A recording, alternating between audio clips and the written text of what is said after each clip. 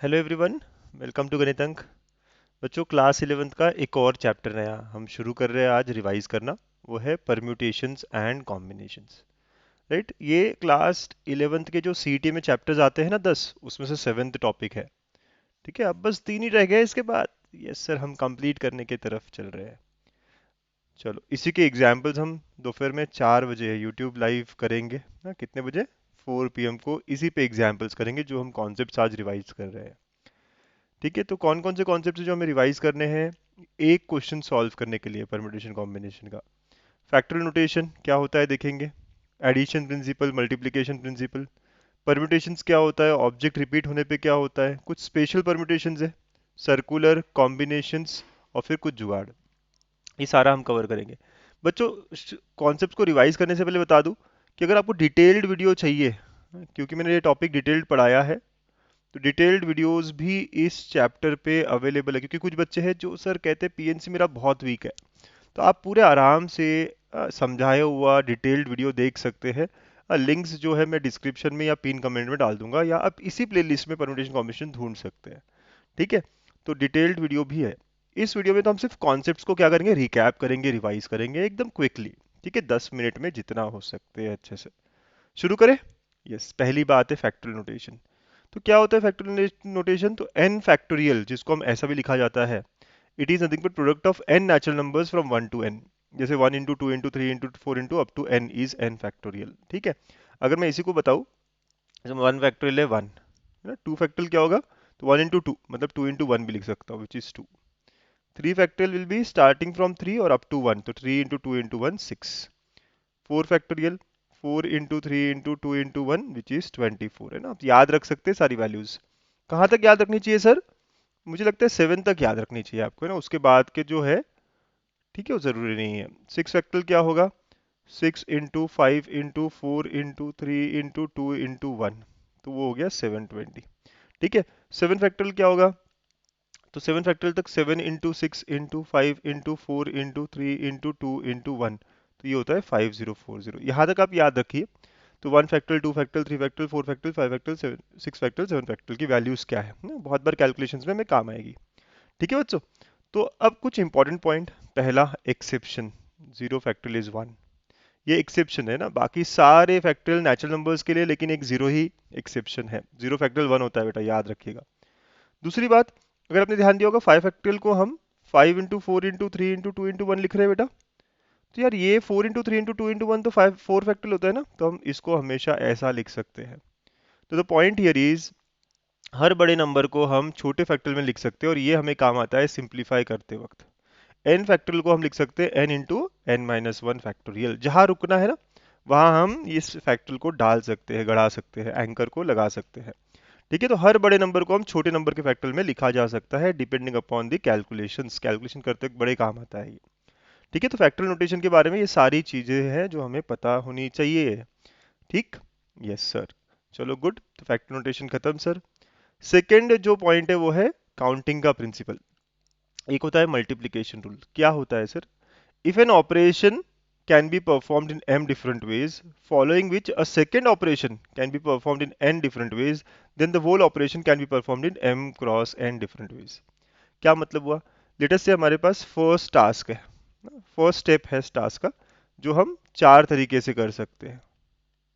इसके बाद मुझे सेकेंड टास्क भी करना होगा, सेकेंड टास्क, जिसको मैं 5 तरीके से कर सकता हूँ। तो ये पूरा जो प्रोसेस है ना, एक के बाद एक किया हमने, ये पूरा ऑपरेशन, कोई काम कर रहा हूँ मैं, राइट, तो ये 2 स्टेप्स खत्म होने के बाद वो पूरा काम खत्म होगा। तो thus the whole operation can be performed in 4 into 5 20 ways। Right, तो जब भी चीजें एक के बाद एक करनी पड़ेगी, मल्टीप्लिकेशन रूल मतलब and, you have to perform first task and second task, उसके बाद हमारा पूरा ऑपरेशन कंप्लीट होगा। तो जब भी एक के बाद एक आती है चीजें, सर ये करो फिर उसके बाद ये करो, है ना, तो एक के बाद एक चीजें आ रही है, तो the answer would be multiplication of m and n। ठीक है सर, एग्जाम्पल्स में दिखाइएगा। यस बच्चों, एडिशन प्रिंसिपल, अगर पहला टास्क m वेज में, दूसरा टास्क n वेज में, और हमें दोनों में से एक ही टास्क करना है, exactly one of the operation is to be performed, that can be done in m+n ways. यहाँ पे और होता है कि यार फर्स्ट टास्क जो है आप 4 तरीके से परफॉर्म कर रहे हो, सेकेंड टास्क जो है आप 5 तरीके से परफॉर्म कर रहे हो, लेकिन आपको करना क्या है, या तो फर्स्ट करना है या सेकेंड, और सेकेंड, फर्स्ट और सेकेंड, तो total number of ways is 9 ways. ठीक है, आपको दोनों नहीं करने, एग्जैक्टली 1 आउट ऑफ 2 करने हैं। सर एक एग्जाम्पल दे दो ना, चलिए देखते हैं, एक एग्जाम्पल से समझते हैं चीज़ों को। एक सिंपल सा एग्जाम्पल, लेट अस से मैं टीचर हूँ, है ना, लेट अस से क्या, मैं हूँ टीचर यार, ठीक है, लेट अस से मैं आपका क्लास में, है ना, मॉनिटर सिलेक्ट करना चाह रहा हूँ। तो मेरे क्लास में 40 बॉयज़ है और 20 गर्ल्स है, ऐसा ही होता है ना, गर्ल्स हमेशा कम होती है। अब मुझे क्या करना है, पहला situation, I want to select 1 girl and a boy as monitor. एक गर्ल और एक बॉय दोनों रखने हैं मुझे, है ना, दो लोग, क्योंकि पार्शियलिटी होती है, बहुत बार बच्चे बोलते हैं, आपको याद है जब बचपन में छोटे थे हम, यस 7th 8th में, हाँ सर, एक लड़का एक लड़की को हम मॉनिटर बनाते थे ताकि पार्शियलिटी ना हो, लड़की हमेशा लड़के का नाम बताएगी, लड़का हमेशा लड़की का नाम बताएगा, ये सब चलता था हमारे वक्त, यस। तो अगर मुझे एक लड़की और एक लड़का, मतलब दोनों चाहिए ना, दोनों, एक लड़की चाहिए और एक लड़का चाहिए एज अ मॉनिटर, तो इन हाउ मेनी वेज, तो लड़का आप कितने वेज में सिलेक्ट कर सकते हो, 40 वेज में। अब लड़का खत्म होने के बाद हमारी पूरी कहानी खत्म नहीं हुई ना, हमारे पास एक लड़की को भी सिलेक्शन करना है ना, तो एक के बाद एक, फर्स्ट गर्ल, 1 गर्ल, एंड आ रहा है सर, एंड मतलब मल्टीप्लीकेशन, राइट। सो कितने ऑप्शन है पता है हमारे पास, 800 वेज है। सर ये 800 तरीके से मैं मॉनिटर्स बना सकता हूँ, कैसे, लेटेस्ट से, लेटेस्ट से अमित नाम का एक लड़का है, ABCD नाम है, तो ए को, या B1 B2 B3 B4 B40 तक, तो B1 आ सकता है, G1 आ सकते हैं, B1 G2 B1 G3, ऐसे कितने कॉम्बिनेशन आ सकते हैं, B1 के साथ ही तो G20 तक आ सकते हैं, तो B1 के साथ ही 20 अलग अलग कॉम्बिनेशन बन सकते हैं, वैसे B2 के साथ 20, B3 के साथ 20, ऐसे 800 कॉम्बिनेशन बन सकते हैं जो मैं बता सकता हूँ, बना सकता हूँ। लेकिन अगर मैंने बोला तो मेरे को एक ही क्लास मॉनिटर बनाना है, ओनली 1 क्लास मॉनिटर, राइट, तो 1 क्लास मॉनिटर, अब वो लड़का भी हो सकता है या लड़की भी हो सकता है, लेकिन दोनों में से एक ही होगा, या तो वो लड़की होगी या वो लड़का, तो और होगा ना, दिस विल बी गर्ल और अ बॉय।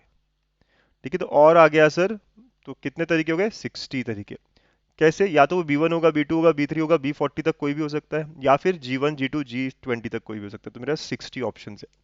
तो आर यू गेटिंग कि कब मल्टीप्लाई हो रहा है, जब मुझे एक लड़का एक लड़की दोनों चाहिए, मतलब आप दोनों को 1 बाय 1 कर रहे हो सिलेक्ट, हाँ, काम जो है आपका एक लड़का सिलेक्ट करना फिर लड़की सिलेक्ट करना।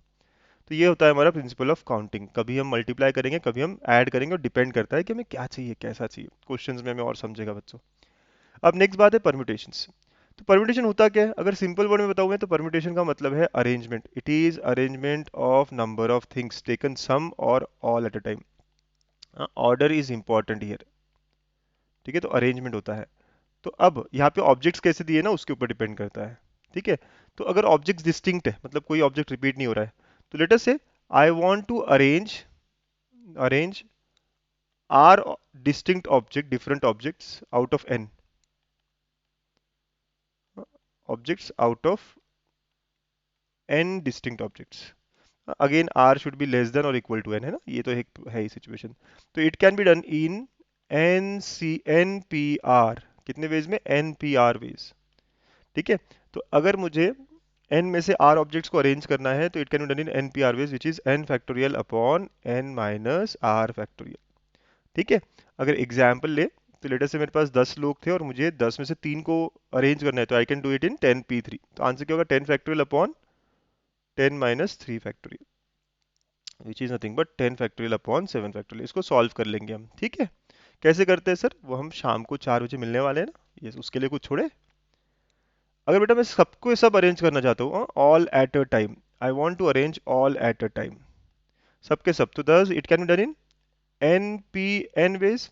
अब अकॉर्डिंग टू ऊपर का फॉर्मूला, NP1 मतलब ऊपर n फैक्टोरियल होगा, नीचे डिफरेंस होगा n माइनस n, तो it will be n factorial upon 0 factorial, और आपको पता है ना 0 फैक्टोरियल क्या होता है, 1 sir, yes. So whenever all has to be arranged it can be done in n factorial ways. अगर मेरे पास 10 फ्रेंड्स है और 10 के 10 को अरेंज करना है, so it will be 10p10 और I can say 10 factorial veg, ठीक है, याद रखिएगा आप ये। तो ये दो सिचुएशंस हमारे, ठीक है, कौन से दो सिचुएशंस, अगर n में से r अरेंज करने हैं तो NPR ways which is n factorial upon n minus r, right, बहुत बहुत अच्छा फॉर्मूला है ये, और बहुत बहुत काम आएगा, आज क्वेश्चन इन्हीं पे होंगे हमारे मोस्टली, और सभी को अरेंज करना हो तो n फैक्टोरियल वेज, ठीक है। अब यहाँ पे रिपीटेशन अलाउड नहीं था, कभी कभी आप रिपीटेशन अगर अलाउड रखते हो, जैसे कि वो याद है रिंग वाला, आपके सूटकेस में एक रिंग लॉक होता है, राइट? यहाँ पहली रिंग होती है, दूसरी रिंग होती है, तीसरी रिंग होती है, इसमें सारे नंबर होते हैं 0 1 2 ना, 0 1 2, जब तक कि मैच नहीं होता तब तक के ये चलता रहेगा। So now in how many ways I can form the code, right code? तो यार देखो, पहले वाले में 10 में से कोई भी आ सकता है, राइट? तो 0 1 2 3 4 5 6, सो 10 में से कोई भी आ सकता है। अगर यहाँ 1 आया तो हो सकता है ना यहाँ फिर से 1 आए, right? तो again I have 10 options for this place, again I have 10 option for place this place. और ये एक के बाद एक ना, पहले आप इसका अरेंज करोगे कि यहाँ कौन सा नंबर होना चाहिए। याद रहे ना, सुटकेस में रहता है हमारा ना, जो मैच करे तो ही खुलता है लॉक, रिंग लॉक, यस। तो पहले वाले रिंग में 10 ऑप्शन है, उसमें से कोई भी हो सकता है हमारा नंबर जो हमने सेट किया हो। सेकंड में भी 10 ऑप्शन, थर्ड में भी 10 ऑप्शन, और ये सारा एक के बाद एक आपको अरेंज करना पड़ेगा। मतलब क्या होगा यहाँ, multiply. Number of ways in which we can do the arrangement is 10 cube, 10 cube. तो यहाँ पे 3 जगह थी, 10 ऑप्शंस थे। वैसे ही इन जनरल अगर मेरे पास n ऑप्शन है और r जगह है तो it will be n power r, है ना? देखो ना, अगर मेरे पास r जगह है तो पहले केस में n रख सकता हूँ, n में से कोई भी आ सकता है, दूसरे में n में से कोई भी आ सकता है, तीसरे में n में से कोई भी आ सकता है, चौथे में n में से कोई आ सकता है, पांचवे में, तो it will be n power r। जितनी जगह है, 5 है तो n पावर 5, या 3 जगह है इसलिए 10 पावर 3 हुआ ना, right? So this is the number of ways in which we can do the arrangement. समझे बेटा? तो रिपीटेशन अलाउड होने में क्या होता है, हम क्वेश्चंस में और अच्छे से समझेंगे ना ये सारे कॉन्सेप्ट्स। और अगेन अगर आपको डिटेल में पढ़ना है तो आप परम्यूटेशंस का पूरा चैप्टर देख सकते हैं। और एक आखिरी कॉन्सेप्ट, जब ऑब्जेक्ट्स रिपीट होते हैं, मतलब हमें कोई दिया है वर्ड और उसमें out of n things taken all at a time, p are alike, p are of one kind, q are alike of second kind, r are alike of third kind, है ना, and rest are different, then the number of arrangement is n factorial upon p factorial q factorial r factorial. Sir थोड़ा ये तो difficult है, चलिए देखते हैं, देखते हैं बेटा इसको। सो लेट अस से, अगर मैं कहूँ कोई वर्ड है SOS, कितना लेटर वर्ड है, 3 लेटर वर्ड, तो यहाँ हुआ N3। पूरा ऑब्जेक्ट्स कितने मेरे, 3 है। इसमें S कितने बार आया है, 2 बार आया है। ठीक है, तो इसका number of arrangements will be, ऊपर n, नीचे जो जितनी बार आया ना वो लिखना है आपको, तो 2 factorial, 3 factorial upon p of one kind, q of one kind, r of one kind. ठीक है, तो जो एक एक जैसा है, तो s यहाँ 2 बार है, तो 3 फैक्टोरियल बाय 2 फैक्टोरियल। और एग्जाम्पल देखें, यस सर, ऐसे आएगा हमें, है ना, शाम में एग्जाम्पल्स आएंगे। देखो लेटेस्ट से मैथमेटिक्स, आप सब लोग देखो मैथमेटिक्स जो है कितना लेटर वर्ड है, 1 2 3 4 5 6 7 8 9 10 11, तो सर पूरा पूरा n तो 11 है। इसमें कुछ रिपीट हो रहा है, यस, 2 बार m हो रहा है, a हो रहा है, यस, 2 बार a हो रहा है, t हो रहा है, यस, 2 बार t हो रहा है, h नहीं, e नहीं, राइट, i नहीं, c नहीं, तो इसका नंबर ऑफ अरेंजमेंट्स कितना होगा बेटा, 11 फैक्टोरियल। जो जो जितनी बार रिपीट हो रहा है ना उसका फैक्टोरियल, 2 फैक्टोरियल, 2 फैक्टोरियल, 2 फैक्टोरियल। आ रही है बात ध्यान में, पक्का? एक और एग्जाम्पल करके बताओ तो, डम डम डिगा डिगा, है ना, मौसम भिगा भिगा, यस। इस वर्ड का अरेंज करना हो मुझे, है ना, अरेंजमेंट करना हो, इस वर्ड के लेटर्स को अरेंज करना हो, आप बताइए आंसर, चलिए कमेंट करिए सब, यस। क्या कितना लेटर वर्ड है सर, 6 10 14, तो n इज इक्वल टू 14, तो पूरा ऊपर 14 आएगा। नीचे क्या आएगा, d कितने बार है, 4 बार है सर d।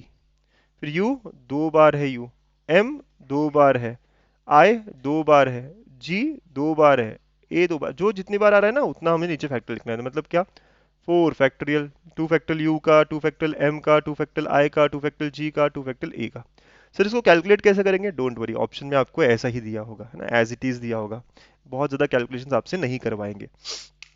ठीक है बच्चों, तो आज कॉन्सेप्ट को यही रोकते हैं, है ना। तो हमने आज क्या देखा कि फैक्टोरियल क्या होता है, addition principle, multiplication principle, permutations, object distinct होने पे, ऑब्जेक्ट रिपीट होने पे, बेसिक बातें की है। इस पे हम आज 4 बजे लाइव मिलेंगे और प्रॉब्लम सॉल्व करेंगे।